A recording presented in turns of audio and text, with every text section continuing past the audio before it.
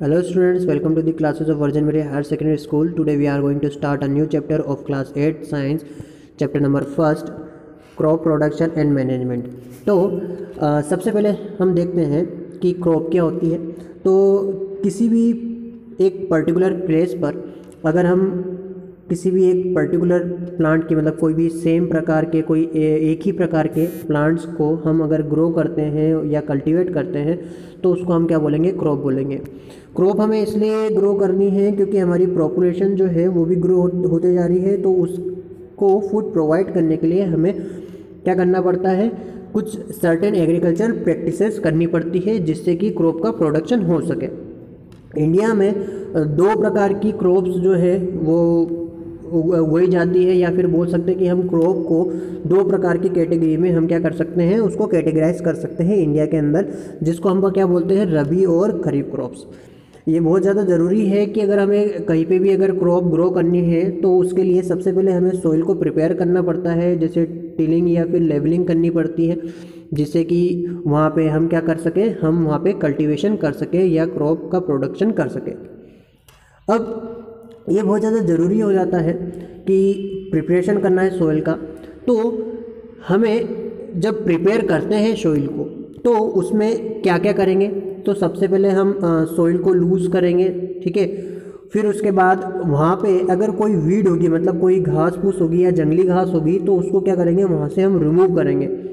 किसके पहले, कोई भी सॉइल है उसके अंदर जब बीज बोया जाता है तो उस बीज बोने से पहले हम क्या करेंगे, वहाँ से वीड्स को, मतलब जो जंगली घास है उसको क्या करेंगे, अलग करेंगे। देन प्लगिंग करेंगे, ठीक है। और फिर उसके बाद वहाँ पे हम क्या करेंगे, वहाँ पे हम एक लेवल बनाएंगे, ठीक है, जिससे कि क्या हो सके, वहाँ पे हम कुछ भी अगर ग्रो करवाना चाहते हैं, कोई भी सीड अगर हम ग्रो करवाना चाहते हैं तो वहाँ पे वो उग सके। देन जो सोइंग ऑफ सीड है वो एक अप्रोप्रिएट डेप्थ में, मतलब अगर जो सीड हम बो रहे हैं, हाँ ग्रो करवा रहे हैं, तो उस सीड को अगर सोइंग करना है तो एक अप्रोप्रिएट डेप्थ चाहिए और डिस्टेंस चाहिए, जो एक दूसरे, मतलब जैसे एक ये सीड है दूसरा ये सीड है तो इसके बीच में कुछ डिस्टेंस होनी चाहिए। और साथ ही साथ इस सीड को जब हम सॉइल के अंदर ग्रो करते हैं तो उसकी एक पर्टिकुलर डेप्थ भी होती है, जिससे कि हमारी जो यील्ड है या जो क्वांटिटी जो है सीड की वो ज़्यादा अच्छी आएगी और ज़्यादा हेल्दी रहेगी, ठीक है। फिर साथ ही साथ हमें ये भी ध्यान रखना चाहिए कि जब सीड हम ग्रो करवा रहे हैं तो ऐसा सीड लेना चाहिए जो हेल्दी सीड हो, ठीक है। तो हेल्दी सीड हम क्या करते हैं, हेल्दी सीड सिलेक्ट करते हैं जो एक गुड वैरायटी का हो, और वो जब ग्रो हो तो एक अच्छा प्लांट हमें मिले, उससे जो प्रोडक्शन हो वो अच्छा हो। देन सोइल जो है उसमें ये बहुत ज़्यादा ज़रूरी हो जाता है कि उसके अंदर जो न्यूट्रिएंट्स है वो एक प्रॉपर वे में हो, ठीक है, प्रॉपर अमाउंट में हो। तो इसीलिए क्योंकि सोइल को क्या चाहिए, अब सोइल को अब ज़्यादा से ज़्यादा वहाँ पे जो न्यूट्रिएंट्स है वो चाहिए, या फिर जो ऑर्गेनिक मटेरियल वो चाहिए। तो हम ऐसे मटेरियल का यूज़ करते हैं जिनके अंदर ये सारी चीज़ें हो, तो उनको हम क्या बोलते हैं, फर्टिलाइजर्स बोलते हैं। फर्टिलाइजर्स जो रहते हैं वो सॉइल के अंदर जितने भी न्यूट्रिएंट्स की कमी है उन कमियों को पूरा करता है।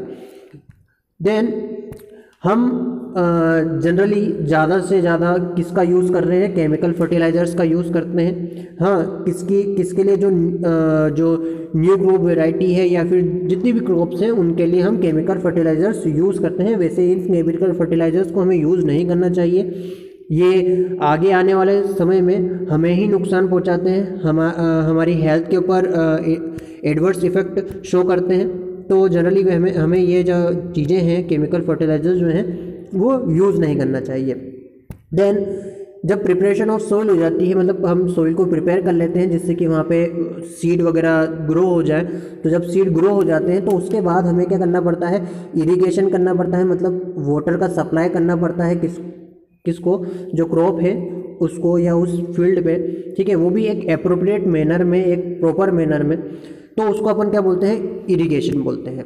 देन वीडिंग, अब देखो हम पहले भी अपन ने वीडिंग करी थी और बाद में भी हम क्या करेंगे, वीडिंग करेंगे, मतलब हम जब सोइल को प्रिपेयर करते हैं, जैसे कि सोइल जब प्रिपेयर होती है तो उसके अंदर अगर कोई जंगली घासें हैं तो उसको हम क्या करते हैं, उखाड़ के फेंक देते हैं। वैसे ही जब सोइल के अंदर हम कोई कल्टीवेशन करेंगे, जब क्रॉप ग्रो होगी तो उस टाइम पे जो वीड है वो वापस से ग्रो होने लग जाएगी। मतलब जो जंगली घासें हैं या फिर जंगली पौधे जो हैं वो ग्रो होने लग जाएंगे, तो उनको हम क्या करेंगे, उनको हम रिमूव कर देंगे उन पर्टिकुलर जो क्रॉप रहेगी उसके अंदर से।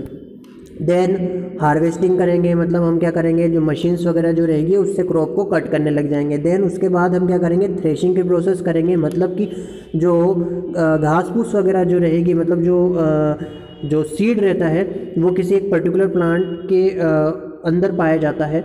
जैसे कि अगर गेहूं देखें तो गेहूं जो रहेगा वो एक गेहूं के प्लांट में होगा। तो अब गेहूं के प्लांट से अपन को क्या करना है, वो जो सीड है, गेहूं का जो बीज है वो हमें निकालना है। तो इसी प्रोसेस को हम क्या बोलते हैं, थ्रेशिंग बोलते हैं। देन नेक्स्ट अगर हम देखें तो प्रॉपर स्टोरेज की ज़रूरत होती है। प्रॉपर स्टोरेज की क्यों ज़रूरत होती है, ताकि जो सीड है हाँ वो ख़राब ना हो। ठीक है, अब सीड जो रहता है वो अगर खुला रखा रहेगा तो वो क्या हो जाएगा, ख़राब हो जाएगा। तो उसका प्रोटेक्शन के लिए, उसको कीड़ों से या फिर माइक्रो ऑर्गेनिज्म से बचाने के लिए हमें क्या करना होता है, उसको स्टोरेज में रखना होता है। हाँ, फिर फूड जो रहता है वो एनिमल से भी क्या कर सकते हैं, उसे ऑब्टेन कर सकते हैं हम। अब अगर एनिमल से ऑब्टेन करना है तो उसको हमें क्या करना पड़ेगा, पालना पोसना पड़ेगा, और इसी को हम क्या बोलते हैं, एनिमल हस्बेंड्री बोलते हैं।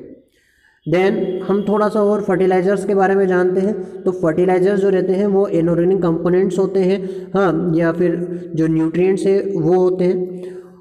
इनके अंदर कुछ न्यूट्रिएंट्स पाए जाते हैं, जैसे कि नाइट्रोजन है, फिर पोटेशियम है, फॉस्फोरस है, और इसके अलावा और भी कई सारी चीज़ें इसके अंदर पाई जाती है।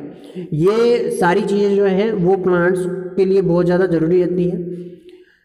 देन ये जो रहते हैं ये वो सारे फैक्टर्स प्रोवाइड करते हैं जो प्लांट्स को चाहिए होते हैं। जैसे कि अगर यूरिया देखें या अमोनिया देखें, अमोनियम सल्फेट देखें, पोटाश देखें, तो ये सारी चीज़ें प्लांट को बहुत ज़्यादा ज़रूरी रहती है। उनको नाइट्रोजन चाहिए रहता है, या फिर उनको पोटेशियम चाहिए होता है, या ऐसी और सारी चीज़ें जो हैं उनको चाहिए होती है, जो कि ये फर्टिलाइजर्स प्रोवाइड करते हैं। देन स्टूडेंट्स, आज की हमारी इस क्लास में इतना ही। मिलते हैं नेक्स्ट क्लास में। Thank you.